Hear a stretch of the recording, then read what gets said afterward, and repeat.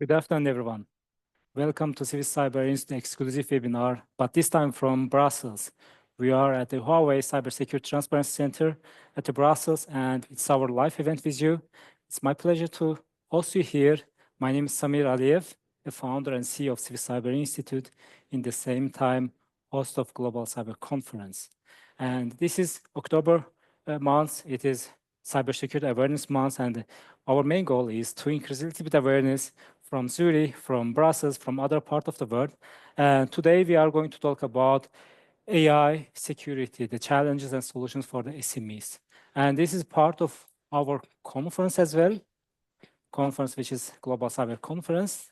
The same topic we are going to talk there with our headline partner, with Huawei.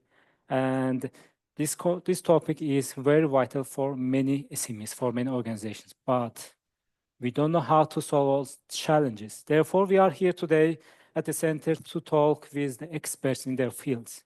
And I have 4 experts here sitting here, and I would like to start to introduce them to you. Therefore, first, our guest is Eva Tasheva, the co-founder and cybersecurity lead of Cyan. Would you like to introduce yourself? Thank you very much. It's an honor to be here with you, and welcome to our audience online. I'm Eva. I am originally from Bulgaria, but spent most of my career in Belgium and 1/3 of my life here, actually. So my background is very strong in business, MBA, and developed a couple of businesses of my own, SME myself, now developing also AI, so I can share some experience from me. But in Brussels, obviously, I started with policy. And then figure out that security is one important element of anything we do. So that's how my career progressed in 3 very important fields. Perfect. Thank you very much, Eva. Thank you very much and welcome. Thank you. Our next guest is coming from Spain, Flavio Torres, Gallardo, legal and cybersecurity consultant, DECRA Spain. Can you introduce yourself, Flavio, to our audience? Thank you so much. I am an attorney.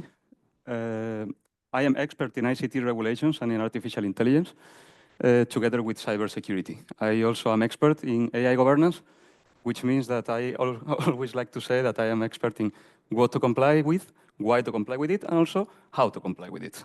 So thank you so much. We are going to learn a lot from you as well. Thanks a lot. I hope. And our dear guest, Pat, please introduce yourself to our audience. Samir, thanks. It's great to be here today. I'm an AI security advisor here at the Transparency Center, and I have the opportunity to host and to talk to delegations that visit here about the new cybersecurity regulations, the standards, and some of the industry best practice. And of course, AI is, it's all about data, it's all about the cloud, it's all about ICT, and it's all about AI in our networks. So there's a lot of interesting discussions happening here. Perfect. You just came from UK, right? I think you might know from my accent, I'm a little bit of an Irish accent here. Perfect. And I have the pleasure of representing and being part of the Irish Standards Community, the National Standards Authority of Ireland. And in that, I'm actually helping to contribute to the AI cybersecurity standards as well. Perfect. I came from Zurich, you just came from Malaga, and our Irish expert, and Eva, you are based in Brussels. And we are here guest of Huawei Transparency Center, and our host is Martin Shi. Martin, thanks a lot for your hospitality and having your space for us today for the 1 hour for this webinar. I would like to ask you to introduce yourself and the center, what you are doing here before we start with our webinar. Okay. Firstly, thank you, Samir and the Swiss Cyber Institute, choosing Huawei as your partnership to host in this workshop.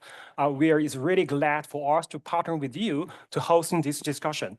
I would like to take in this opportunity to introduce myself and our center. So my name is Martin Shi. I'm the director of the Huawei Cybersecurity Transparency Center. Our center was established in 2019, okay, with 3 very specific purposes. First one is to enhance communication. The second one is to force collaboration. And the third one is to implement some verification. So for example, recently, because of the NIS2 implementation, under cybersecurity incident due to CrowdStrike, a lot of customers have concern in supply chain security. And we are here actively communicate with our customer, showing our practice in supply chain security. This is, for example, for the communication. And secondly, this center working as a platform to hosting different discussion. In June, we have host Cybersecurity Week for 5 days, cover 8 different topics. In September, last month, we host the 2-day workshop for data security and privacy protection. And now, in October, we are here to hosting AI security for SME. Thank you for Swiss Cyber Institute's collaboration. And thirdly, I want to introduce our verification laboratory. Actually, we don't have too much verification project right now, but we turn our security library into a talent development hub. We are partnership with EID Digger, to provide internship program. So far this year, we have trained more than 6 interns. The last intern has just graduated in September. He's doing research in Open Harmony operating system, okay? So once again, I would like to thank you, Mr. Samir and the Swiss Cyber Institute for choosing Huawei as your partnership. We hope this workshop will be insightful and fruitful for all the audience. I thank you, Martin, and thanks for the Huawei for being our headline partner and being our host here. We will enjoy your center today with my guests, and we will walk around a little bit. You will not stay here, sit here. And first, I would like to start with you, Flavio. And let's go a little bit further with this beautiful center, and just let me know about the regulations. You just told me that you are an expert in the compliance and the regulations. And we see that in European Union, we have a lot of regulations, a lot of legal requirements for organizations, right? What does it mean for SMEs? Because we are here today for the SMEs, small and medium enterprises, not a big tech giants. And we would like to give certain elements, certain solutions and best practices for them that they learn from you, from your expertise. First, I would like to ask my question, what are the right now applicable or strong regulations and legal requirements in the European Union in AI field and cybersecurity field? Okay, thanks so much first. For talking about artificial intelligence regulations, it is important to consider first its nature as ICT. So basically, when it's appearing one regulation that is applicable to artificial intelligence, you are going to need to build on what is already applicable to the technologies in general and what is applicable to the products. So later, you are applying the regulation of artificial intelligence and its requirements. Yeah. First thing, of course, is going to apply what is called the new legislative framework, because there are products that are going to have artificial intelligence inside. And this list of what we call the Union Harmonization legislation is inside the Artificial Intelligence Act. That is the main regulation that is going to be applying to artificial intelligence. For example, let's say the RED, what is the Radio Equipment Directive, or the regulations, like can be the Medical Devices Regulation. Everything of that is going to have requirements for the product. And later, we are going to apply also together the requirements of Artificial Intelligence Act or other regulations applicable to artificial intelligence that still are not in place, like it could be, for example, the AI Liability Directive that is still being worked on. Yeah. On the other side, in ICT, it can happen also that applies in cybersecurity what is called the Cyber Resilience Act. That is a regulation that is... very important regulations, right? Correct, it's very important. SMEs should be ready for this AI resilience, Cyber Resilience Act? Yes, definitely. And from a point of view of SMEs, it's even good to consider that these regulations are created in ways that are even considering the existence and the necessity of SMEs to comply with them.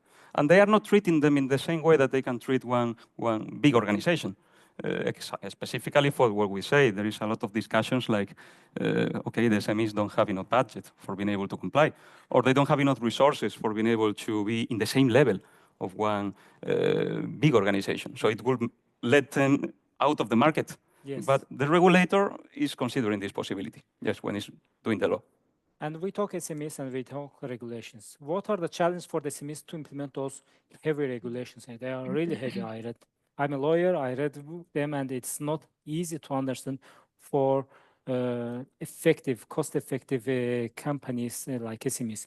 What are the main challenges to implement or to be compliant with them? Well, the main challenge for me, I understand that for SMEs is going to be qualification.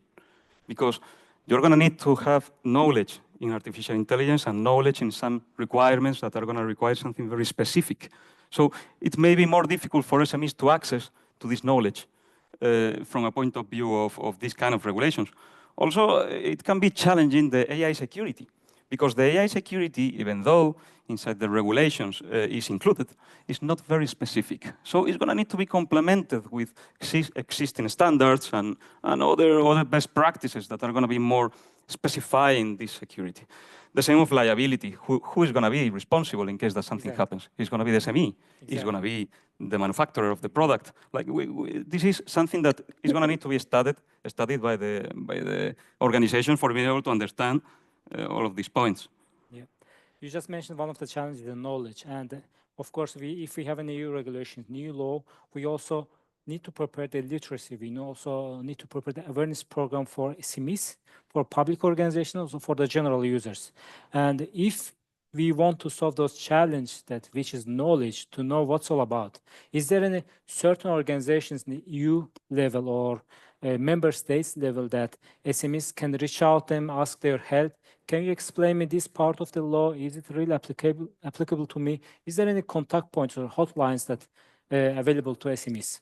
Well, the same that I say that that the qualification is a challenge, the regulator also considered it. So it's putting some public organizations, like it can be what is called market surveillance authorities or any notifying authorities that are at the service of SMEs, for being able to, because they have basically the mandate under the regulation of including these resources and this line for being able to solve the doubts of the SMEs. Yes. Yes. Yes, and we talk now overall Resilience Act, overall AI Act, but there is also product regulations like general safety laws, consumer rights, and all the industrial requirements. What's all about, would you like to explain a little bit in a nutshell to our audience in case they are in one of those industry? The thing is that the Artificial Intelligence Act is mentioning directly this product regulation, and it's telling, hey, if you have a product that falls under any of these regulations, for example, medical device regulation is going to apply. So you're going to need to do what you're doing until now, only that you're going to need to add specific requirements of the UI Act to the processes that you have for compliance. The same for conformity assessment processes, for being able to access to the EU market, is going to need to be added these requirements. But, and here it comes something positive, from the perspective of the UI Act and the regulations like CRA, there are more easy processes done for SMEs. One SME will need less technical documentation. Yes. It's going to need, for example, to include in there processes of conformity assessment that are less difficult and that are with more celerity. Yes.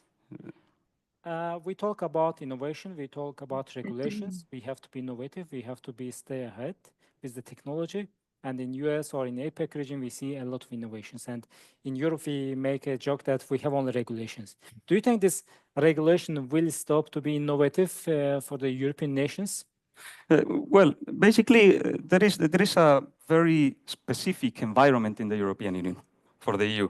The EU citizens have a lot of requirements with a lot of rights that they have. For example, privacy. They are concerned about security. So finally, the regulation, what it's doing also is to give confidence inside the market. It's making that finally, when someone is purchasing a product, is confident about this product that is purchasing because it's inside the market, thanks to one conformity assessment process. So it means that it's compliant with the regulations. Yeah. You mean that the human rights, privacy rights of the citizens of the European Union member states is more important than innovation? I understand, I totally understand, because we have to make sure that our citizens are secure, safe, and then innovation will come anyway. And if I want to come back to our topic, AI security challenges, and do you think that if the SME is really investing a little bit money and budget and resource to be compliant with the regulations, they will be cyber secure in the AI field? There are solutions for being cyber secure in the AI field for SMEs. And of course, if you are implementing what is the responsible development and the ethical development of the AI inside your organization, and you govern it properly, according also to the regulations, because it needs to consider other aspects also, like risks, which can include also specific risks that are not related to the regulations. Of course, they will be able to arrive to one point where the AI system that they provide is secure and it's compliant also with privacy, human rights. Let's say that I am the SME, let's say in Switzerland, which is not a member state of the European Union, and I want to be compliant with the EU Cyber Resilience Act or EU AI Act, let's say. And what are the top 5 steps, checklists or steps, bullet points that you can give advice to Swiss SMEs that they need to pay attention, number 1, 2, 3, 4, 5? Yes, of course. The first thing is to understand the environment. You need to understand what applies to you. You need to understand who you are, which is your role under the regulation. The second thing, a part of that, is to start to understand how you are going to deal for inside the organization to be able to manage everything properly according to your context, according to the requirements that apply to you because of the regulations. The third thing, to analyze the risks and to assess the risks is very important, as is one main part of what is to comply, because finally it's a risk-based approach, the one that is giving the regulation, and a lot of regulations also connected. The fourth part is to give the resources, to decide which is the resource that you're going to provide, to decide if it's enough.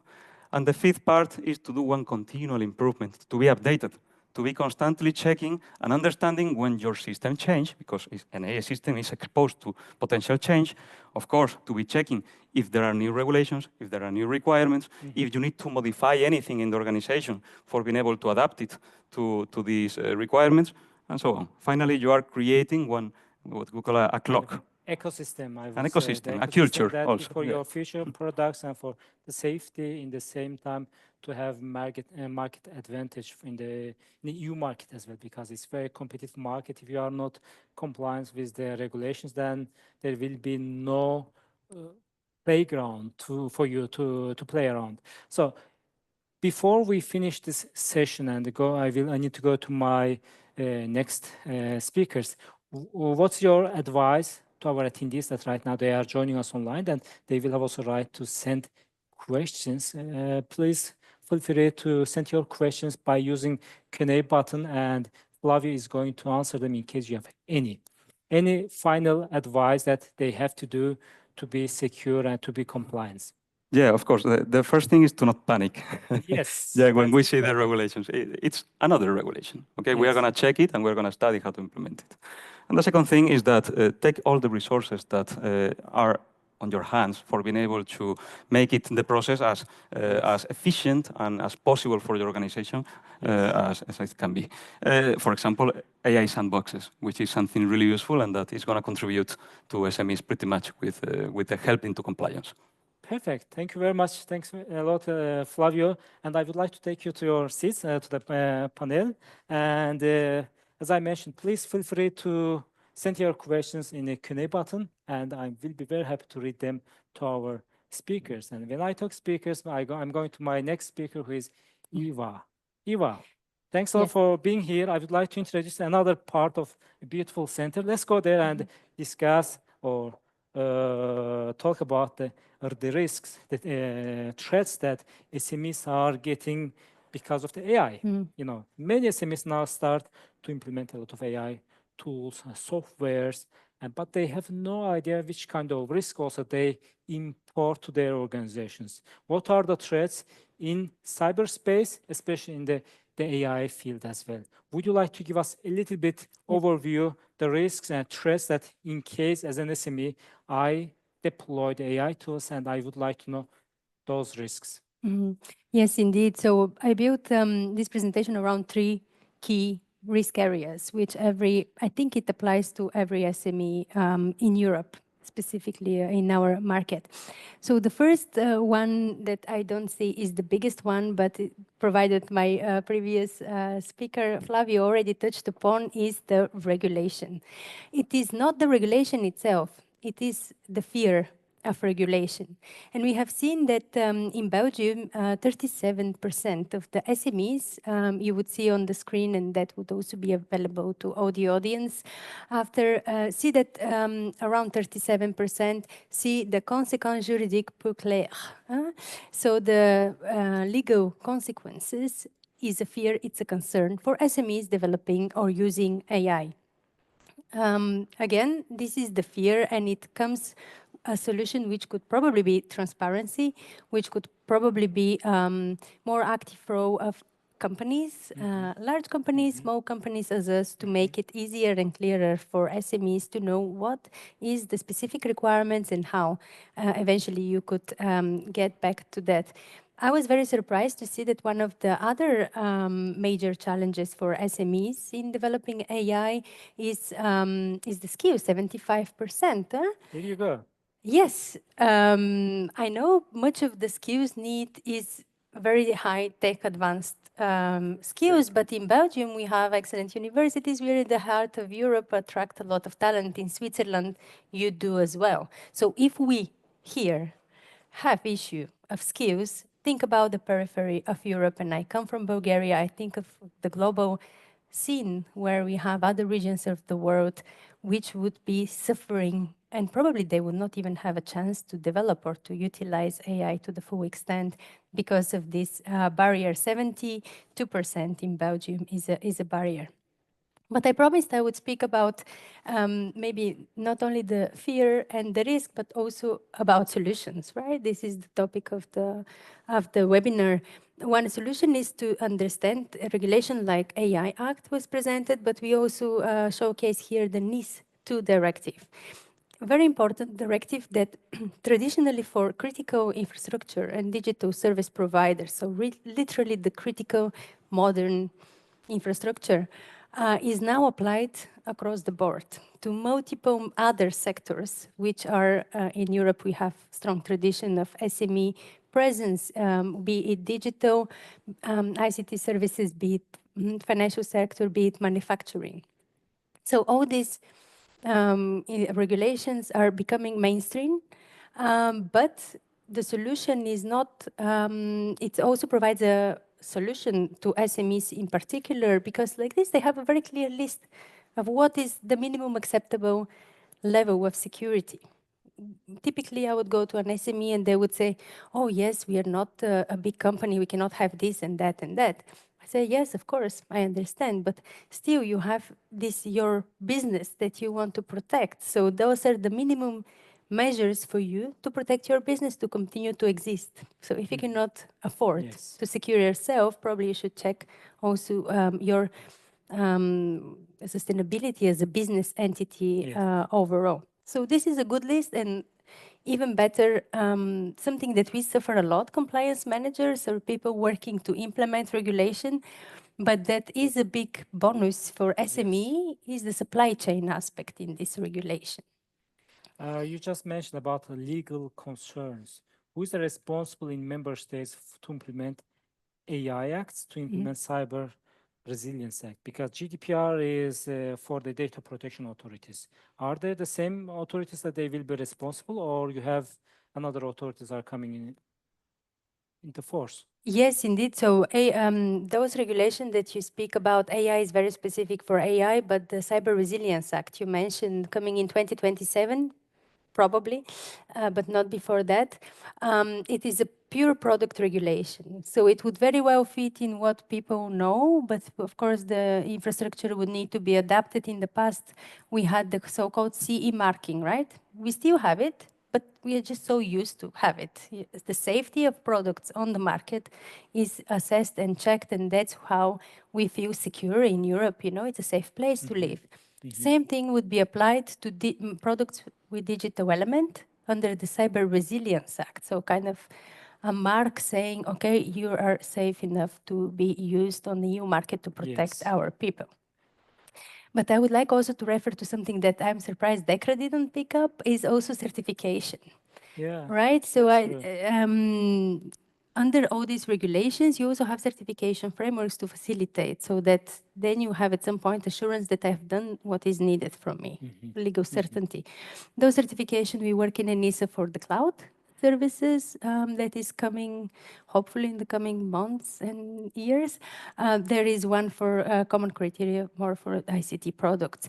So it could be useful too for companies to certify so that they know that they have done the job and they can show to their supply chain. Again, I mentioned supply chain, very important, but also comes with cost. So I would not expect everyone to certify, but could still use it as a tool to check what products they use, are they certified to have comparative advantage.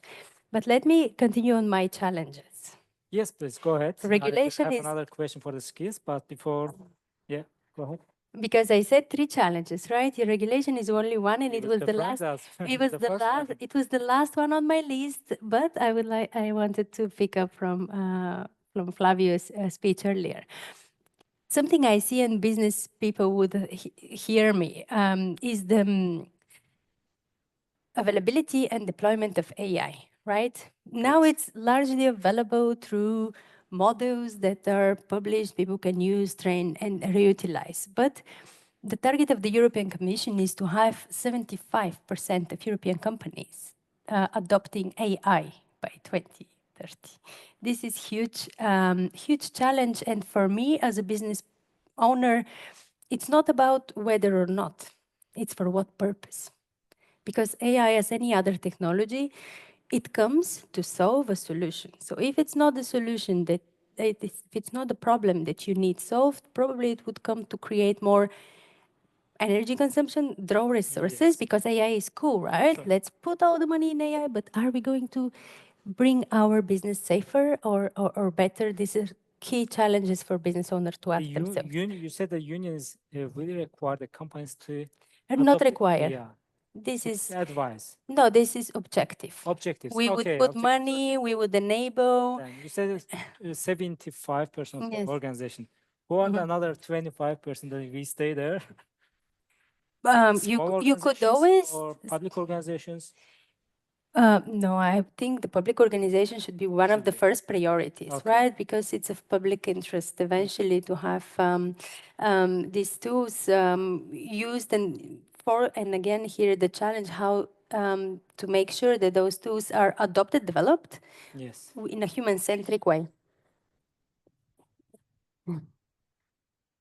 So And we are having right now emergency this is situation. AI calling. It is part of, it's not part of the event. I apologize from our audience. Something happened, but we can continue. The question So, is about the skills. You just yeah. mentioned that one of the almost 70% of the risks are about the skills knowledge. Flavio also mentioned the challenge, first challenge, the knowledge. Is there any specific program from European Union to increase the awareness, to increase the knowledge and the literacy in the market, or SMEs should do them by themselves? Is there any help? Is there any support that for the SMEs? This is my last question before we go to the next speaker. So typically the support directly to SMEs comes through programs in the European level. So you have Digital Europe, Horizon Europe, and they're more objective driven. So develop this or put in place that. At national level, typically you would have budget more for skills, so where you would also have the university supported. We do have and work actually on European project proposal for curricula for cybersecurity for different sectors. Okay. It's not AI necessarily. But this is one thing that is, let's say, the support. Another support, for instance, in Belgium, we have again from the national government. Well, it's complicated, but each region has their own government, so each region has different schemes, but all of them have a scheme for digitalization, so adopting of technology, and this would at least provide the money for people to be free to develop their skills, right? great. Because it's That all sounds about trading time. Yeah. Would you trade time to, to serve the client, or would you invest your time to learn how to build a system to Yes, better that's serve the true. client? Perfect. That is very insightful from your side, Eva, and I thank you. And I would like to invite you to take your place before I come back to you to the panel discussion. Thank you. Now, our attendees, and we are talking here about the regulations. We talk about the risks and threats that can occur from deploying AI tools. But what are the best practices? What are the cost-effective solutions for the SMEs in order to avoid the security threats that they deploy AI? Therefore, I have Pat here. Pat, hi, welcome back. And let us know the best practice for the SMEs. There are a lot of regulations. We heard from Flavio, it's like a huge jungle. There are a lot of risks also will occur from deploying the AIs. And we have SMEs, they don't have a lot of budget, they don't have a lot of money resources as usual, and we would like to learn those best practice challenges for the SMEs that what they have to do in order to be compliant with minimum is cost-effective strategies for their future business continuity management. Yeah, well, I think a lot of SMEs, everyone is reading the media and they're seeing that AI is accelerating intelligence in the industry. And they're trying to think about how can they be part of that solution, and how could they leverage that going forward. So I think SMEs are really thinking, where's the benefit for this for me? How can I get value? And how can I leverage AI in my business? But I think a lot of talent is coming in from young people, learning from online. So I think SMEs are very innovative in looking for productivity benefits. They need time is short, resources are short. So anything that will help automate. And the power of AI now is not just about recommending anymore, but it's about generative AI creating content. So doing things that normally would be done in the past purely manually, AI can now generate content, can generate activity. So that's very powerful. But we have to be careful and understand the threats associated with that, as we just heard, and look to create some guardrails around that to protect our businesses. Yeah, that's a good point to start. But let's say that we are right now in the middle of the nowhere, I would say. We don't have proper regulations. We don't have proper best practices. And we see some standards are coming from United Nations, like NIST standards. And NIST is trying to do some standards, right? Yes. And we need to do our business. And we buy the security, we buy the AI tools. Is there a best practice to evaluate, to audit before we deploy any AI tools? What are the best practices for example, procurement in case that they deployed AI tools? Well, I think a good starting point, if this is new to you as regards looking at cybersecurity for AI, is to look at the ENISA publication on good practice for AI cybersecurity, because it helps to explain this in a simple way. And it reminds people that to protect AI isn't just about AI. We have to protect it using what we know in security today. So we need a foundation of cybersecurity to protect the AI itself and to protect the data. And then there's additional things you need to do in the AI layer. And then depending on the industry vertical you're servicing, there's more protection. We heard about that from ITA, such as obviously in medical or in government services. These are obviously very sensitive in autonomous driving. So each one of these with a different risks. For most SMEs, they're going to be using AI to help with their normal day-to-day business. And that's where I think people need to look at protecting their data and protecting the use of AI. This is a good point, but now I come to another question, stakeholders. We talk AI, security for SMEs, and we have different stakeholders, right? Yes. Who are those stakeholders? Who should be responsible to the security of AI? It's management, it is procurement team, or it is CISO? Well, I think it's definitely a shared responsibility. So each people in the organization will have an overall role. This is something that needs to be looked at the governance of the whole organization. Even if it's a small company, you may be doing multiple roles. But whether you're deciding to innovate and to try out something new, well, you have to look at where the data is and where it's going. If you decide to procure some technology, you need to make sure it has the right capability and it has the right, in the future, standards and guardrails to protect you. And then as you're monitoring and using it, you have to be careful to continue. So I think it goes through the whole organization. It can be a bit complicated.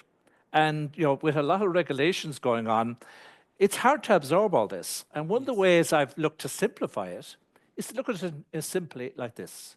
Think about the use case, think about the data, and think about your technology stack. Because as a technologist, obviously I think about the tech stack and the data, But we need to think about the use case, because some use cases are more sensitive. Some of them will be, the whole point of the AI Act is to focus on the use case risk. So you're bringing together domain experts, legal experts, technology experts, procurement experts, and they're all looking together. And it does need that team of skills to protect your business. Yes, that's a very good point, that the management should invite all stakeholders to the table to discuss on new future developments. And when I say future, I would like us to ask about responsible AI. Now, we always talk regulations and what the SMEs should do. And what about to have a responsible AI? Is it only responsible of the SMEs or the regulators, or also the software developers that they develop those the AI tools for us? What's the responsible AI, and what does it mean for the business? Well, I think that's where this whole shared responsibility for AI comes in. Each actor in the ecosystem will have different responsibilities. As a matter of fact, in 2019, Huawei published a paper, Thinking Ahead about AI Security and Privacy, where they discussed different responsibilities. And I'd really recommend looking at that. A lot of the focus of the new AI Act is looking at the responsibilities of the deployers and the providers, as well as obviously people using AI. So, the whole focus just recently last week, they were announcing the general purpose AI code of conduct. Yes. And the focus on the platform. So each actor in the whole ecosystem will have different responsibilities. And it's how we work together to help build responsible AI. Because, AI is more complicated. It has a bigger footprint as regards security to protect, but it brings huge benefits. So you have to balance the opportunity with the investment to address that. That's a good point, Pat. After responsible AI, I have the last question to you, the ethics. The regulation will let us know what we have to do. But there are a lot of new innovation in the developments that could be the regulation will not able to manage all these developments. And what's the ethic? What's the AI ethic or security ethic? Well, a lot of people who think ethics very much are in the use case world. People who've been focusing on the ethical AI and trustworthy AI is very much around the use case. But the implementation of that falls on the data and the technology stack, because you have to look at, where did your data come from? Is that data good data? Is it ethical data? Does it have a lack of bias? Because you want to make sure that when you train your AI, or the AI that you're using has been trained ethically. So that's where this transparency is going to be required from the general purpose AI providers, to show how they have some assurance that the data and the way the AI operates is operating ethically. And this is going to be more sensitive, maybe less so than industrial AI, but in things involving government services, social services, access, affecting fundamental rights. When you have services in those areas, ethical AI is going to be really, really important. I believe that will give a lot of good and new views and opportunities for our attendees, for our live attendees. And I will continue the discussion because the topic is really, really bright, and we will get a lot of questions also right now, but we have a limited time. Therefore, I would like to thank you and ask you to go to the panel discussion, and then we are going to the live Q&A session with our attendees. Thank you very much, Pat. Thank you very much, Samir. Seeing you in a couple of minutes in the panel session. Thank you. Yes, our attendees, and it is going to be a very good afternoon for you, hopefully, and you will get a lot of hands-on practical tips and tricks and best practice from our experts that is sitting there. What we can do now, please click on the Q&A button and send your questions, because this is the unique time right now to interact with our attendees in a live environment. And we are going to continue this discussion with other experts as well, because the AI is here, AI will stay here, and the regulations are coming. Threats and the risks are going to grow, and we need more and more solutions. We need more and more collaborations. You cannot solve all the problems alone in your organizations.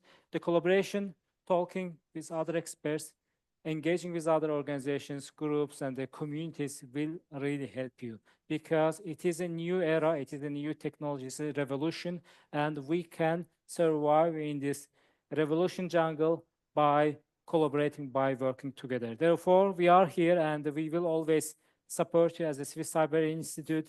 And now we are going to see the questions. And for the questions, I am surprised we have some good questions here. For the questions, you can use Q&A button, please, there, and or Q&A button will be more than enough, I believe. Then I'm happy to read all the questions for our attendees. The first question I believe we have already, and it's all the risks. And if the cybersecurity risk is engaging with the AI risk, what should be the next steps for the security team? So AI risks are joining to the security risks, and security team is responsible for cybersecurity. What they have to do, they have to first read all the legal requirements, or they have to ask their external partners to support them. Eva, maybe you can give us a little bit overview on this. It's a good question, because security was one of the elements, challenges I would like to address as well. So security is security for companies, for ourselves. And in that respect, let's say about half of the development in Belgium, at least, of AI is to solve this issue, to solve cybersecurity, whether it's threat hunting, whether it's network monitoring, whether it's supporting individuals make better decisions of what is normal, what's abnormal behavior.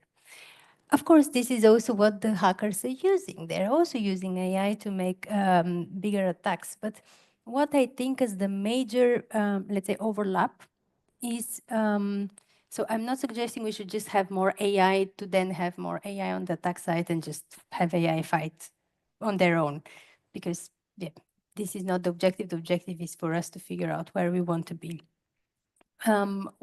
Look at data, because data is something that if you look at the cloud, if you look at the AI, if you look at your business, it is very important asset. And it's an asset that is very easy to be manipulated, to be lost, to be overflown, to eventually end up spending all your company resources of serving this data that maybe you don't need. So look at the data.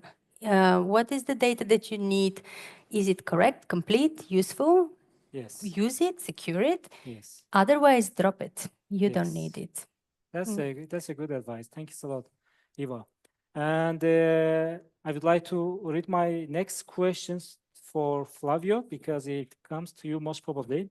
How can SMEs balance AI innovation with the security consideration? We need to have a balance, you know. We cannot close our eyes to security, because now we have cool tools that to play around.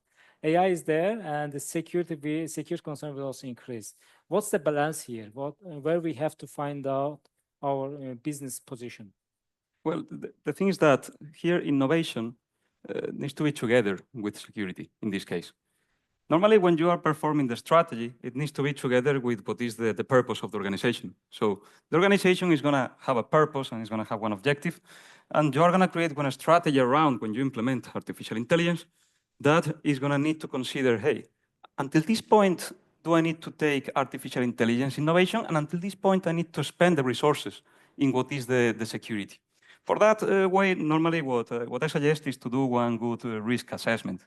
Because in the risk assessment, you are not only understanding which are the risks that are the risk of security, you are also understanding which are the opportunities of doing it. So doing a balance between the opportunities that are found and the risk and giving one assessment to it and one evaluation will make you to have a very good view about which decision in the specific case goes more according to the strategy that has the organization.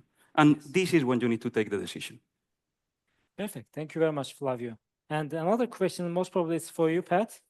The common mistakes, we didn't talk about it. What are the common mistakes that SMEs can make when they implement AI and all the security requirements? Where they make mistakes? I think you need to have some sort of framework that you're going to approach things by.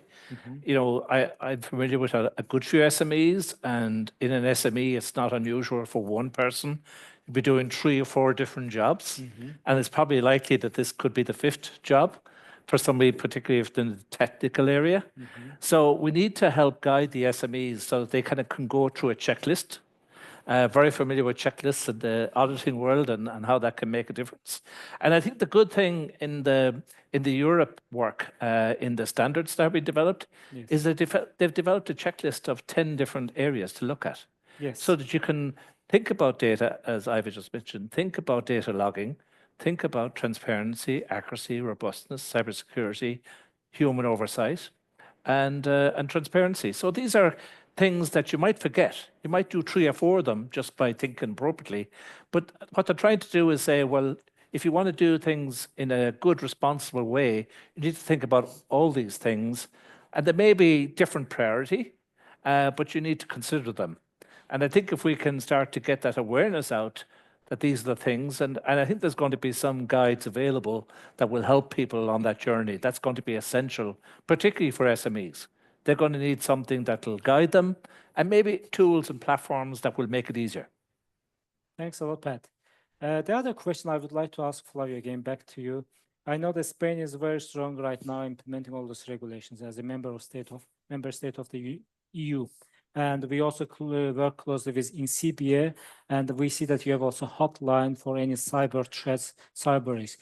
Do you believe that any of your public organizations is also going to create kind of support line or hotline for the AI questions that your general user, your citizens, they might have? Because from child to the elderly people, everyone has a mobile phone, and by knowing or not knowing, they download AI tools, and they might concern about their privacies.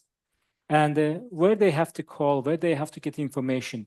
Is there any project? Is there any the organization that they will take this responsibility to help the citizens? Well, for the moment in Spain, exactly is the one that is taking the lead in what is the establishing of these authorities. There is the AESIA in Spain right now that is being established, that is still not in place, but is almost. Is in place, but is not done still. But I have not listened anything about any other project that there can be right now, but I know that there is this mandate in the regulation that applies to all the countries in Europe. So eventually, everyone is going to need to do that. Because it's going to be a practice that is going to be common, it's going to happen something similar to GDPR, right? GDPR was happening that there are different authorities, supervisory authorities. Everyone is doing different recommendations and different guidance. And in this context, it's going to need to happen in every country, but in the side of AI. A part of also as I mentioned earlier on, the AI sandboxes, that right now there is in Spain one that is open, but probably I believe that in other countries is going to also open the possibility of joining by the SMEs in these sandboxes, but anyways, they will have priority. Would you like to explain this sandbox a little bit more in details? Because it sounds very interesting. Yes. But I don't hear that often. What's this AI sandbox for the SMEs? Basically, there is a mandate to the public authorities of the countries that are in charge of Artificial Intelligence Act to create spaces of testing and spaces for development inside the countries, for contributing to the ones that are entering in this sandbox to the proper development of these products of artificial intelligence, high risk. And later, when you enter in there, you are having support from experts, support from other organizations that don't need to be public, but can be private.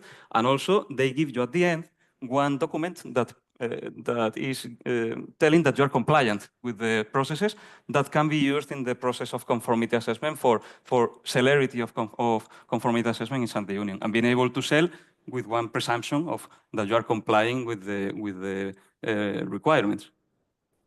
That's very good. That's good for the SMEs.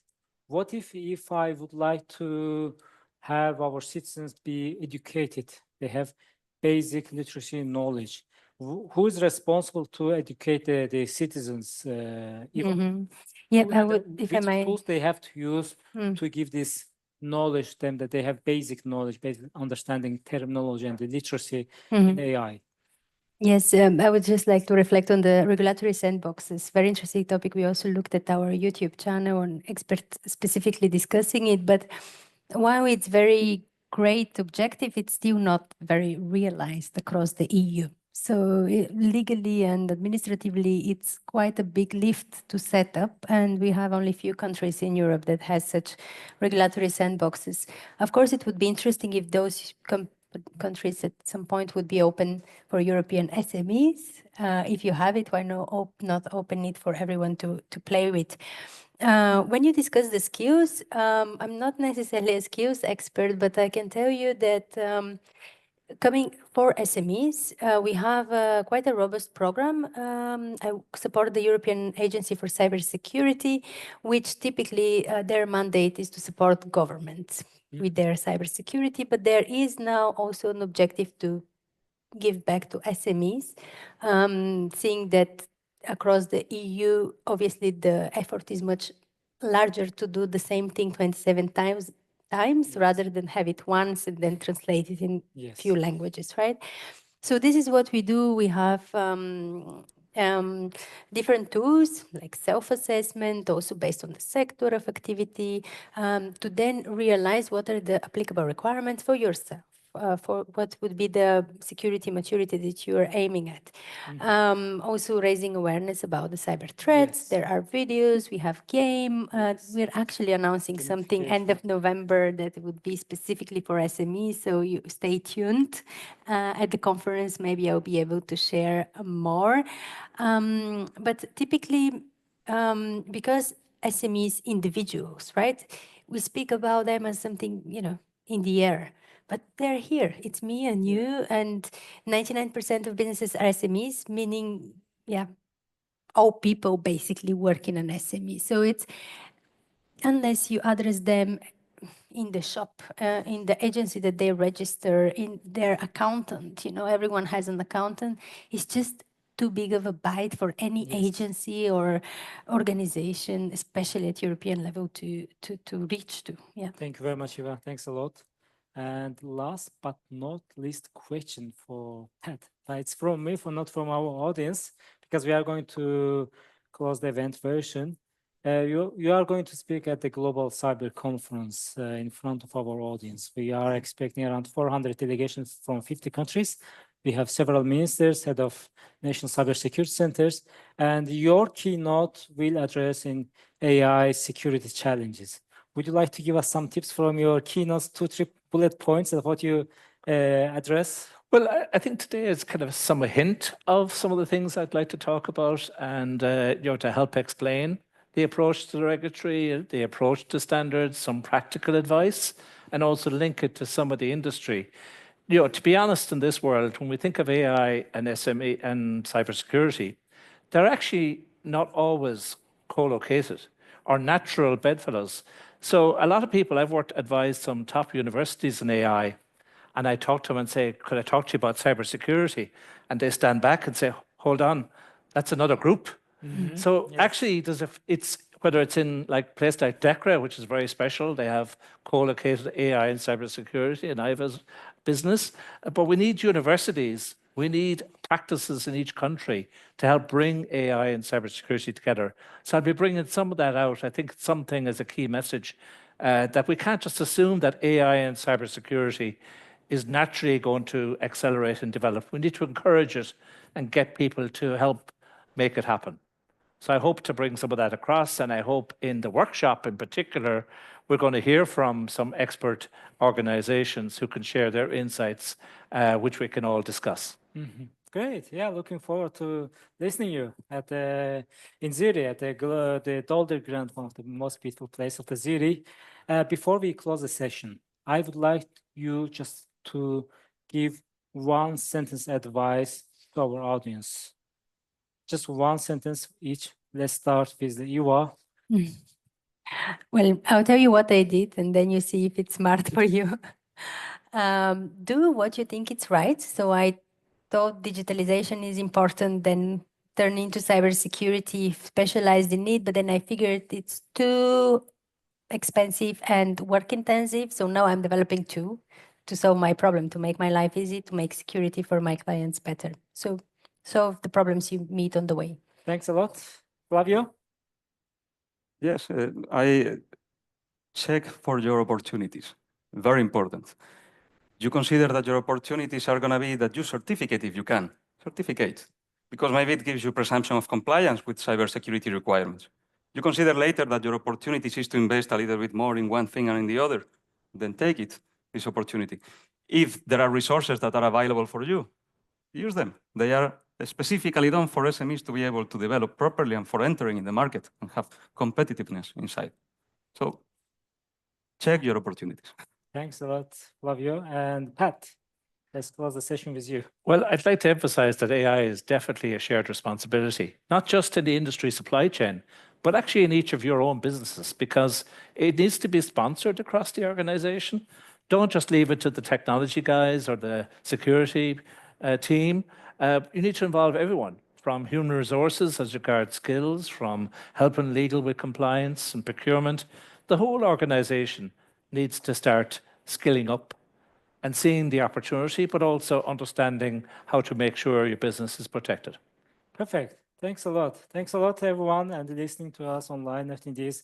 We are going to share this video also later on the social media channels. You can rewatch it if you miss some part of it. And I would like to thanks again for the Huawei, for Cybersecurity Transparency Center, Martin, all the team behind the camera. We have great guys that you helped us, and we had some challenges, but we solved all of them. And thanks a lot, Eva. Thanks a lot, Flavio and Pat. And looking forward to welcome you again in Zurich, in our place, in our home city. It's going to be great. And have a nice afternoon. Thanks a lot. Thank you. Thank you. Bye.